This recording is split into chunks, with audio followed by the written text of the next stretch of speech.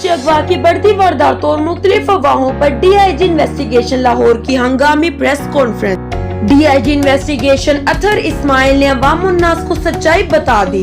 लाहौर में कोई बच्चा उठाने वाला गैंग नहीं है। ज्यादातर वाकयात में कुछ बच्चे अपनी मर्जी से नाराज होकर घर छोड़कर चले गए थे, जिन्हें ढूंढकर वालिदैन के हवाले कर दिया गया है। लाहौर सोशल और इलेक्ट्रॉनिक मीडिया पर बच्चों के मुख्तलिफ गैंग के हाथों अगवा की अफवाहों के बाद DIG इन्वेस्टिगेशन लाहौर अतहर इस्माइल ने हंगामी प्रेस कॉन्फ्रेंस बुला ली और अवाम उन्नास को बच्चों के अगवा के मुतालिक असल हकाइक से आगाह कर दिया गया कि माह सितंबर में 96 बच्चों के अगवा के मुकदमात दर्ज हुए, जिनमें से ज्यादातर बच्चे अपने वालिदैन के रवैये से दिल बर्दाश्त होकर घर छोड़कर चले गए थे, जिनको वालिदैन के हवाले कर दिया गया है।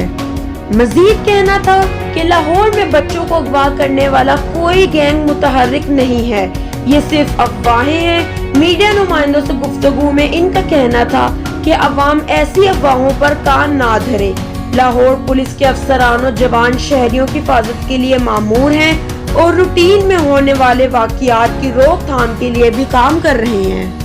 रवां साल बच्चों के अगवा के मुकदमात का हिस्सा 687 था, जबकि गुज़िश्ता साल 95 बच्चे अगवा हुए थे, जबकि सितंबर के माह में 96 बच्चे अगवा हुए थे।